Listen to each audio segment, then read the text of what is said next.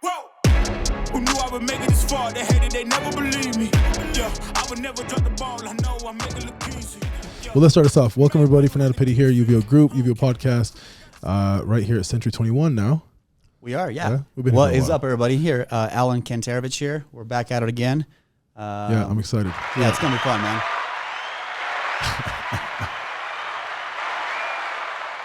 I like it.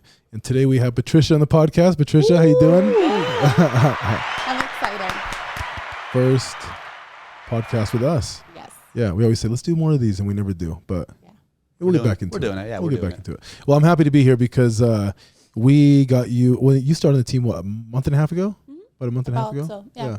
Was it a month and a half ago? A month-ish. Yeah, about a month, yeah. And we were really excited to get her. Yeah. After we met. Because at the beginning, I was like, wait, you did something interesting, right? Because you had your husband come to the interview. Right. Mm-hmm. And we've interviewed so many, 100 agents by now, right? And, easy. And if that ever happens, I'm like, oh, maybe they're not strong enough to do an interview. So they need some support in a way that I didn't really understand at that point until I met you. Then I realized what it was. And I'm like, whoa, this guy is a huge asset. This is like, we get 2 for 1 almost. You know what I mean? And we love him. By the way, that was a great interview. Thank you. I think we all got appreciate emotional, that. didn't we? Yeah. We did. I cried because I watched Jen's podcast. Yeah. And it was immediately waterworks. Yeah. Yeah. Yeah, she's great. But yeah, I bring him because he is my business partner and he needs to be, part of the decisions. Not that he's going to tell me what to do, but it's because he's like, I want to make sure that it's going to be a good move for you and for us and where we want our business to go. So it was good. I was impressed with you guys. I was like, wow, he was very impressed. He's like, they're legit. You need to do this. Oh, I like that. That's cool. Thank you. Yeah, no, we love him. He's a good guy. Good energy. Yeah. Yeah. Well, Really I'm all good about energy. energy too. Like whenever we meet people, I focus on the energy more than the background or more than their resume or whatever it may be. Because you know what I mean? Like you want to have that good positive energy where you want to be around that person. Right. Yeah. There's nothing worse than working with somebody that you absolutely don't like for whatever the reason may be. And you're like, man, I can't stand this person. Right. I feel like that's why, we're so protective of our environment. Yep. We don't want any bad apples or anything like that around here. Yeah, and I was never like up to doing teams at all. I was just like, I don't know. Ruby asked me. I was like, it's always been solo, But then I even told her, I said, after I joined, I'm like, it seems like it was always meant to be. It was like family. I was like, I belong in here, which is really good. I'm going to adjust your mic a little bit. Yeah. Okay. That's better. Better? Yeah, that's better. But so tell us where you're from, because you're not from here, right? From Brazil. From Brazil. Born and raised. Wow. I came here when I was 17 years old. I finished high school. It was like a whole new world to me. And now I look back and I was like, man, I wish I'd done real estate right after high school. Yeah. Seriously. Well, you don't know what you don't know. Right. Right. Now I know. But what brought you here? So my dad, so he moved here to try to just give us a better life. And then he was here for like about a year. And my mom was by herself there. And I just felt bad. And I knew my mom was not trying to push me to move because I was a teenager and she didn't want to force me. But then I'm like, it's not fair that my mom is just doing that for me, that she's just not with her husband, So I just said, Mom, let's go. Let's move. Let's do this for our family. And it worked out. I mean, it was hard at first. We were all working in restaurants, waiter. My dad was a waiter. I was a waitress. My mom was a bus girl because she didn't know how to speak English. So she would just clean the tables. And that's how we started. So Portuguese is the first language. Mm-hmm. Is Spanish the second language? Second language. Second language. Okay. And I learned, everyone thinks it's because of my husband. He says it's because of him. But I worked in restaurants for 8 years, and that's all you speak. Yeah. It's Spanish. So I picked up, my Spanish is like from various countries. Yeah. I say different words from different countries because it's not like the unified Spanish, Yeah, that's pretty dope. Yeah. Well, you have a really great story. And going back to your husband, you guys do own a construction company. Mm-hmm. And he is a builder. Yes. And so that's what he's doing full time, correct? Right. And I feel like that goes like hand in hand with real estate. I mean, because you didn't start doing retail, right? You went into flipping houses, correct? Right. So we started flipping houses, which is pretty wild. In the beginning of 2018, we just purchased a course. It's like videos that teach you how to flip. And I was very skeptical at first. I'm like, oh my gosh, I don't know if this is going to work out. But we dedicated 3 months of just watching those videos and learning everything. And then when we were done, our mentor said, hey, good. You're done with watching the visuals. Now you can go ahead and start. And then we purchased our first home, and then we started doing the work. The first flip we had, we made only $5,000, which is, I mean, at the time I was like, which is good though, to clarify, because a lot of people, the first few, they lose money. Right. And like, to me, in my head, I was like, oh my gosh, there are people making like 20, 30 grand. But then I stepped back and I said, you know what? This is $5,000 I didn't have. Yep. I didn't invest any of my own money in this deal. And I learned a ton. And now, you know, now I say, you know, if you can make only $5,000, $2,000, whatever it is, just do it, because then you're gonna learn a lot. Yep. And then we had better deals after that anyways. Yeah. So when did you guys start doing that? So 2018, that's when we purchased the education. And then in 9 months, so it was costly, but in 9 months we had the return of our investment, our initial investment, which was pretty cool. And then we've done so many since then. But that first year we purchased 2, and we started like that. Wow. 2018, 2019, that was a buyer's market, right? More. Well, Yeah. still sellers, but more. Yeah. Yeah. A lot more opportunity. Really good. Yeah. Was it hard to find the deals? No, I mean, those 2, we found them, I think, both from MLS.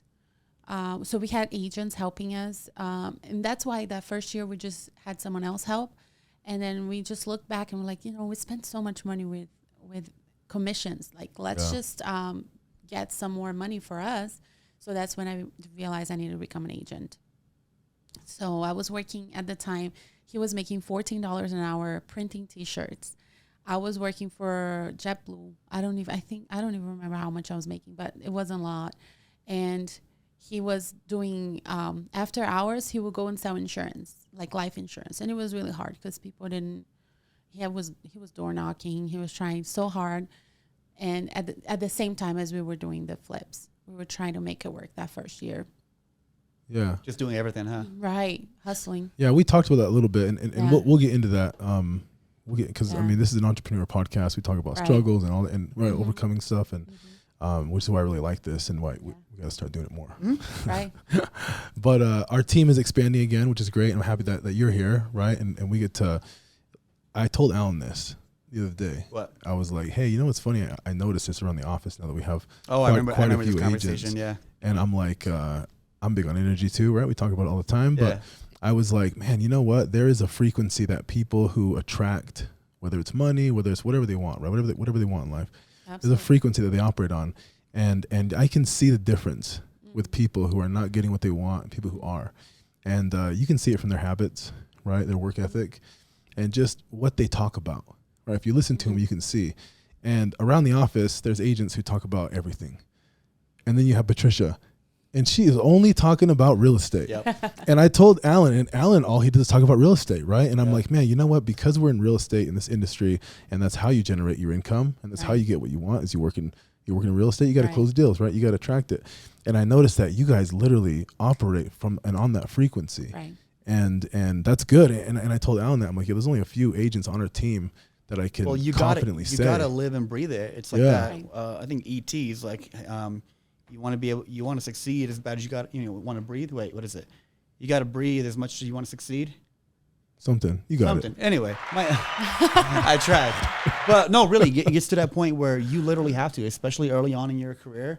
Like, especially, me early on the first few years, laser focus, no partying, no bullshit, no nothing. You know what I mean? Like, you have to 100% commit to it. You can't just half-ass it, clock out after 5 o'clock or not work the weekend. You got to put the time in. You know? And I came from being a worker, right? Getting my paycheck to become an entrepreneur. My husband kind of converted me into that. I wasn't at all in that mindset, but he just showed me he was always an entrepreneur at heart. And he showed me that way is what's going to work for us better. And now I know he's 100% right. Yeah. But like when we were at Summit, Aaron talked about that. There are going to be a few years that you're going to have to pay the price. You're going to have to work hard. And just do it, and then to get to the level that you want to get. Yep. And you have to accept there are days I don't see my kids. I leave before they are up, and I get home, and they're already sleeping. And it's hard for they're only 14 months. But I know that there's a bigger purpose. And so if I do that, but I don't come here and give me my 100 and 200%, then why am I leaving my kids at home for? Exactly. You know, it doesn't make sense. Yeah, exactly. I might as well just stay home with them. Yep. Well, Yeah, it's the so same, true. same story that I have with agents too that are not making enough calls, for example, but they're goofing off or talking. And I'm like, dude, you're already here. You might as well get paid for talking to people. That's the Right. reality of it. Too many people get caught up in wanting to just mingle and this and that, which is totally fine at the end of the day. But do you want to make some money or not? Do you want to help people or not? It's what it comes down to. Absolutely. So tell me, what was that course that you guys started? So it's called Renatus. Okay. Have you heard of Yeah, it? I've heard I of think it. you've heard of Yeah, it, yeah, right? So when we were approached, I was like, oh my gosh, like he went on a meeting without me and he comes home, he's like, oh my gosh, I know this is the answer to our problems. It just costs 20 grand. And I was like, you're crazy. You're absolutely insane. Who's brainwashing you? He's like, no, you need to go to a meeting. So I went to a couple meetings and I met our mentor. And then I went to see, I was like, okay, I will purchase if I see a home. I need to see an actual home that he's flipping to make sure that this is legit. Because we didn't have 20 grand. I went and got a line of credit and a few credit cards and put it on it. So if it didn't work, I would just rack my credit for no reason, you know? So we were nervous and it worked. And it was the way, my husband always was trying to find a way for us to make it. He tried several different businesses before we actually got the right ones. So That's awesome. Yeah. So let's talk about before you did that, because Yeah. you said you had 16 jobs, ton of experience, right? I mean, I'm sure your husband's done the same thing, probably a lot of different jobs and Right. careers, right? I mean, you guys got married when? So we got married 2013. 2013, We okay. were living in New York. So I was working as a therapist. I did counseling for people who were addicted to drugs and alcohol. And I did that for like about a couple of years. I have a master's in psychology. That's why I was able to do that. And I loved it. It was like something that I went to work. Sometimes you don't feel like going to work, right? But I would go to work and say, you know, maybe today I'm going to change someone's life. And it's meaningful. And that keeps you going. And I liked it. It was hard because it was in the Bronx in New York, which is like a crazy area to be. And the clients too, it was a different, you know, it was a difficult community to be in and try to help them. But I loved it. And then when we decided to move to Utah, I was going to be a housewife. But that didn't last very long. It was about a year and we had no savings left. And like, well, that was nice, but now I have to go back to work because we don't have enough money. And then I started working for Wells Fargo. What did you do there? I was a teller and then I got promoted to banker. So in 2016, I started working for Wells Fargo. I did teller for about 6 months. Then I was just like, I was like, I don't know if this is the right thing. Like I'm leaving my daughter with my mother-in-law so she can care for her. But again, it's the difference between the job I had before, which it was meaningful. Remember, meaningful. I was changing people's lives and now I'm just working at a bank. So I was like looking at maybe going back to counseling and helping people. And then I did get an offer, but then the bank didn't want to let me go. So they made a better offer and they promoted me to banker.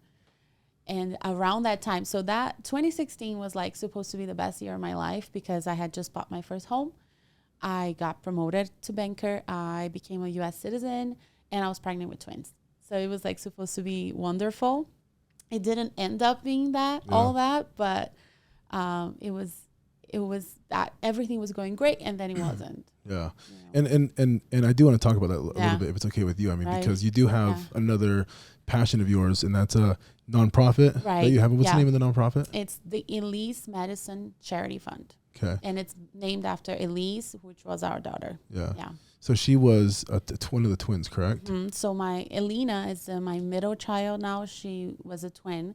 They were born 28 weeks, which is super early. And her sister passed away after a month. So after all that, so I was working. I consider myself lucky because I was working for Wells Fargo, and that's a big corporation. And they offer me short-term disability, which means when I had to be on bed rest for 3 weeks before they were even born, and I was still making like 60% of my salary because of that. And then after they were born, I got a little bit of the maternity leave. So it wasn't paid, but it was, it was good. I was able to be with my kids. But then all of that, I was very blessed all the way financially, right? It would have been devastating if I didn't have any income coming in at all that whole time. But I was able to get it. So kind of the idea about the nonprofit is that people are not as fortunate. I've met people where the wife was the breadwinner.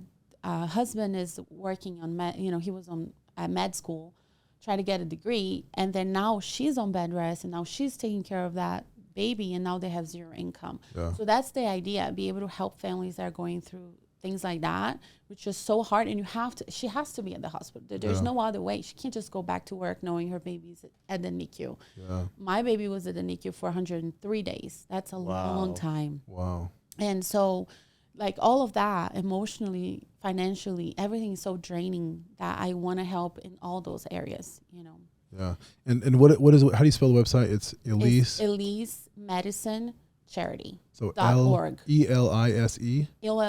ELYSE Medicine Charity. .org. That's awesome. So people can get more information by going over there. And if they want to donate and things like that. Right now, I do a lot of baskets. So a lot of people lose babies all the time, whether it's a miscarriage or a stillbirth, or there are, some complications after birth. So I try to do like this sympathy baskets, I call them. It's just like I consider like a hug in a basket. Like, it's a mom going through that is like one of the worst things, losing a baby, and then it's just, you just need to feel more support. You need to feel that someone went through that. And I also can connect them to so many resources that are available, like Share Parents. It's a great peer-to-peer like counseling program that I went through. And I know it helped me because I went there and talked about my grief with other moms that were grieving, and we could, help each other. Heal. But that financially, after having the baby, losing one, and then the other one being in the hospital for so long, she came home, and a week later I was supposed to return to work. And I'm like, how am I going to do that? I can't do that. She needs me. She's fragile. She's a tiny little baby. So I had to quit my job. And then now we had a $40,000 loss in our family. And my husband is making $14 an hour printing T-shirts. It's not enough. Yeah. And then I applied to JetBlue. It wasn't going to start for another few months. So we were without a lot, for some time, about a year. We qualified for Social Security income because of her weight was so low. The surviving twin, her weight was 2 pounds 4 ounces when she was born. Wow. Her sister was 1 pound 10 ounces. So just because her weight was so low, we qualified for Social Security, plus the fact that we didn't have income, right? So we would get a check every month. It was a $750 check, and that's how we pay our mortgage. And we did that for a year. But that whole year, my husband's like, I can't. I know we need this, and I know this is important for now, but that can't be it. We can't just depend on the government for the rest of our lives. And then at the end of that first year, that's when he got introduced to real estate. So really, real estate was the answer to our prayers. We were like, we need something, and it happened. And that's why I think it is different for us. It's not just like, oh, yeah, we're just going to try and see if they work. No, this was like what made happen for us. My license, I remember that first year investing in real estate, it wasn't even like, again, we made $5,000 on the first flip. The second one, we only sold the year after. So we weren't like, doing so great. So getting my license was also like huge. I remember when I was at the test center and they told me I passed. I called my husband and we were both crying on the phone like, this is it. This is going to bring us what we need to keep going.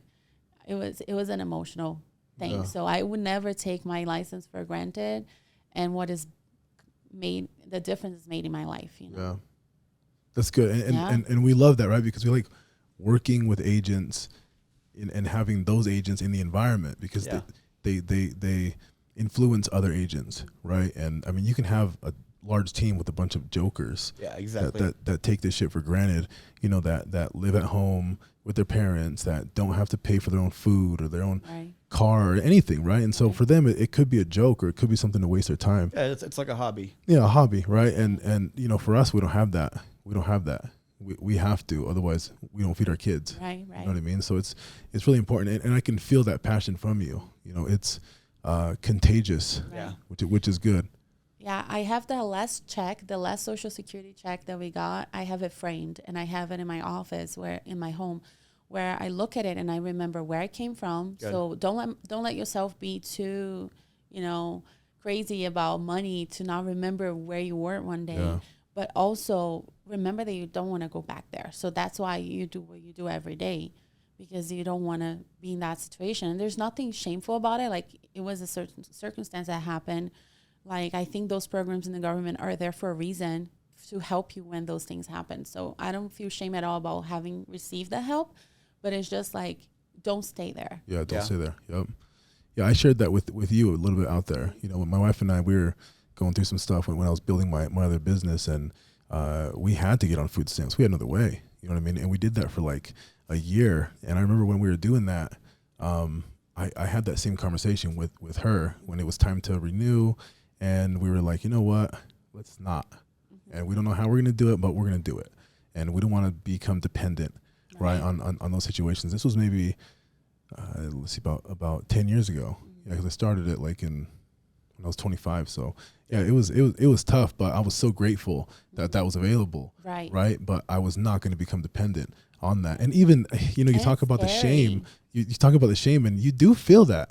Yeah, I remember going to the grocery store with that card, and I was like, we're going to go at night because I don't want a lot of people to see me with the card.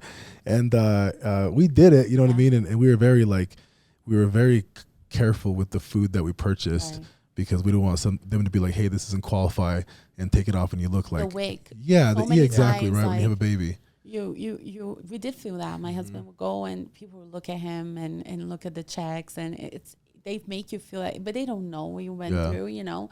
And I think like it's scary. It's very scary getting off of those programs, because I remember we had WIC, we had Medicaid, and we have the Social Security.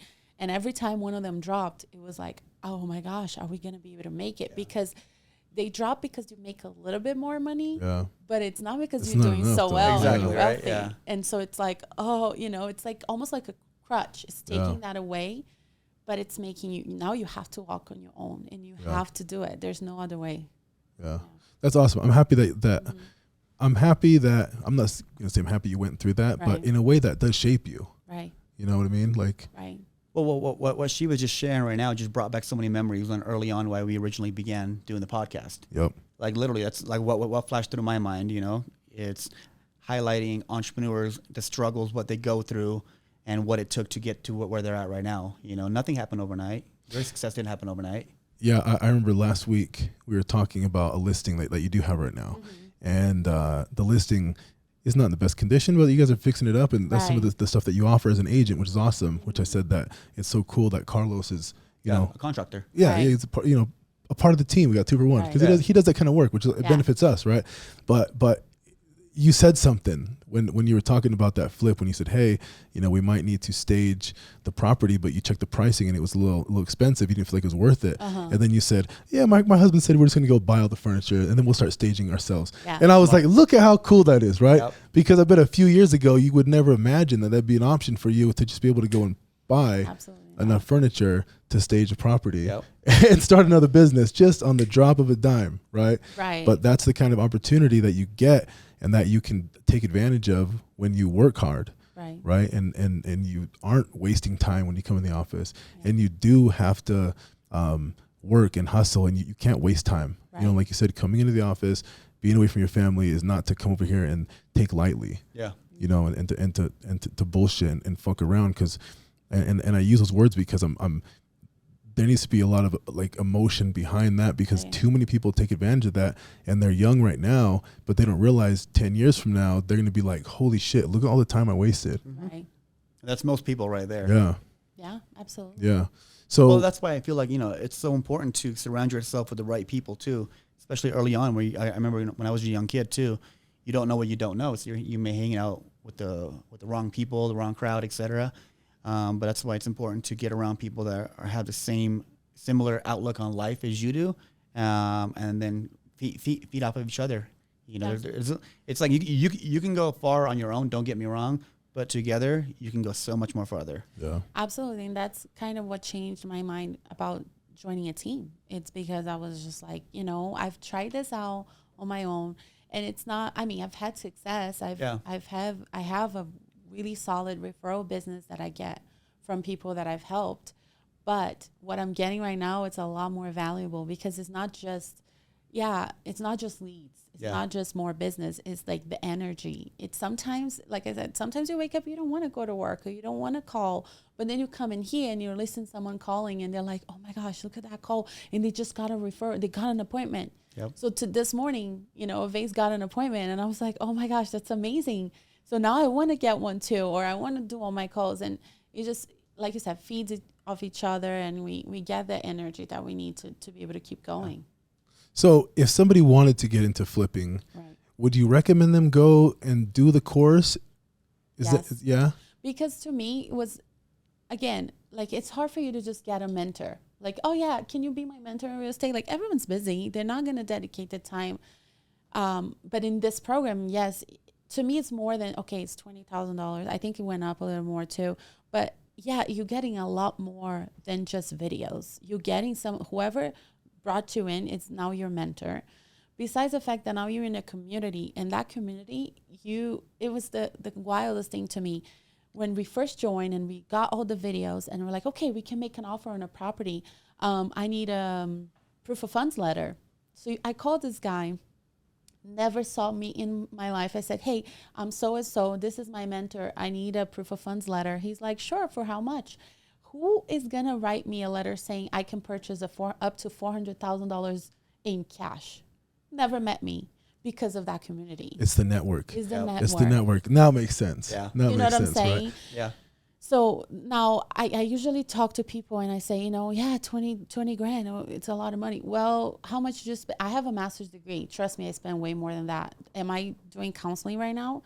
When I was looking into doing it, remember when I said that they offered me a position here in Utah, they were going to pay me $14 an hour with a master's degree. And that would barely cover your tuition, I'm sure. Wow. Yeah. So you know what I mean? Like that's not, no. So you need to see when you're going to get the return of your investment. So to me, it's like if you go to school, you have any degree, it's going to be way more than that. And how fast are you going to get that return? Yeah. And that's what was kind of important to me at the time. So I recommend it. I think this way you get a mentor and you get a community and you're going to learn. If you watch the videos, you're going to learn how to do it the right way. Yeah, that's pretty cool. Well, you just hear, and I'm such a skeptic just because you hear and you see so many of these programs like, oh, a little tour bus can take you around to different flips and teach you, you know, those things. Yeah. And there are success stories though. Those programs, they're not scams. There are success stories. There's just and that'll give you the ratio of people who actually take shit seriously. Well, you got to plug into it. Yeah, you got to plug into it. I'm sure you plugged into it. You got in touch with a network. That's what I'm saying, though. And so for 3 months straight, no Netflix, there nothing else. There you go. All I watched was those videos. Good. There you go. And that's it. Yeah. And look at you now. Yeah. And you're doing retail too. You're doing retail real estate. You're pushing properties. You're listing your own homes. Right. You guys are flipping properties, and your husband is building. And you guys got a massive project right now, right? What's the house and where's it at? So it's in Promontory, Utah. It's near Park City, and it's a $4 million home. And this is insane because I always wanted to get into building, but I never thought I would be building in that massive scale. Yeah. Well, first of all, Promontory is the most desirable, I feel like, one of the most luxury, right? When you hear of like $10-20 million homes being listed on the market, it's usually in Promontory. Right. And so you guys are building up there. That's for the big boys. Yeah. That's pretty cool. $5,000 square. That's pretty cool. Feet home. Shout out to Carlos. Yep. and Patricia. Really, Carlos, he's the one going there every day almost to make sure everything's getting done. Like concrete, you couldn't get concrete. He was able to get it super fast. Connections, network. It's all about that. Yeah. So how far along in the process are you guys? So I think they're gonna start framing soon. I think they just finished the foundation footings and they're gonna go into framing now. Nice. Which is great. Nice. I love it. Yeah. So where do you see yourself in 5 years? Well, I definitely want to have, we want to be building for sure. The next home I want to build is my own, but building, I don't know if I'll still be at this team or if I have my own team because it's something I've always wanted. I love it. Good. Because I want to inspire other people too. We always see ourselves as leaders, like teaching, helping other people. I mean, my construction company, I see us having several salespeople, being able to do door knocking and, teaching them about our products. Top 500 for sure. That's something it's a real important goal for me. It's on my dream board. It's something that to me, it's going to validate all the work I've been doing. Yep. that's a huge goal for me. Yeah. That's awesome. Yeah. Well, we're going to be here to help you. Oh, it's going to be fun, man. It's easy to get there. Yeah, we're going to be here to help you along the way. Yeah. And I know that, Daniel, I know you warned us about these cameras, which is funny. Yeah, we're still getting the rest of the stuff ready for this place. Okay. But Alan, would you like to add anything? Where do I begin? Number one, I like you. I really do. Yeah. Because you're genuine, you're authentic. You're not putting up a front or anything, you're not pretending to be somebody that you're not. You're committed. You're one of the people, that's why we talked about it. There's a few people that literally live and breathe real estate. And I love the fact that when you sent that text, I think the other day you were at the PTA. Yeah. Right? Was it PTA? Right there. Exactly. Perfect example. It's like you live and breathe it no matter where you're at. And I'm the Yeah. exact same way. Wherever I go, I talk about real estate. And you have to, if you want to be successful, you have to do it. The business is not going to come to you. Right. So it just comes down to how bad do you want it, how bad do you want to be successful, or if you're okay being average, that's totally fine too. Right. But I feel like we're all destined for greatness. We're all destined to be the best versions of ourselves that we can be. So why not do it? You give it all. And then on top of that, once you make it, then you can help other people get to where you're at. Right. That's the beauty about it, which is the most fulfilling part. I feel like now that we're where we're at right now, watching everybody come up around us, that's the beauty about it. It's like going on a first class flight alone. It's not very fun, right? But if we're all there, that's a fun trip. Right. Yeah, I'm pumped. I always look at, and we talked about this when we were growing the team, I said, we're going to hire maybe 10 people and get 1 or 2 really great ones out of it. And I said that. I'm like, yo, Patricia's, she's one of them, Patricia, Jen, there's a couple other ones on the team that I'm forgetting, but there's some great ones right now. And I feel like the foundation that we built now is a hell of a lot stronger than the one that we built in the past. So I'm happy to be here. And thank you so much, Patricia, for trusting us and coming in. And we're going to do a lot more of these with you and talk about real estate, and share some of the value that you have, because you're very passionate. And you like to help your clients. We can tell. I love it. it. And it's like I've cried at closings because to me, like the one recent one was like my husband's childhood friend from El Salvador. They grew up really, really poor. And to see him buying a home here, it's like amazing to me. And I know these people have dreams, especially like I help a lot of the Brazilian community, and their dream is to own a piece of land in this country, this beautiful country full of possibility. And to make that possible, to me, it's priceless. It's more than commission and more than anything else. It's tough to explain. It's such a feeling that you get. Yeah. Well, thank you so much, Patricia, for coming in and doing this. We were a little late today. Okay, which is kind of normal. Yeah, but thanks, Alan, for being here. Yeah, of course. And this is podcast number 1. Number 1, starting all over again. Season. Awesome. Thank you guys. Thank you guys. Hold on. Let's give her a plug before you go. So, Patricia, what's your Instagram handle? It's patty.c21realtor. Okay, and then your husband's Utah CP Construction. Okay. The construction company. And then the charity is Elise Madison Charity. Perfect. I like it. You're doing so many great things. It's awesome. I love it, man. Yeah. She's awesome. really an entrepreneur, which is awesome. So thanks again, Patricia. And we'll see you guys in the next one.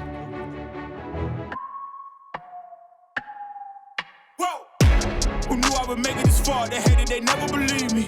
Yeah, I would never drop the ball. I know I make it look easy.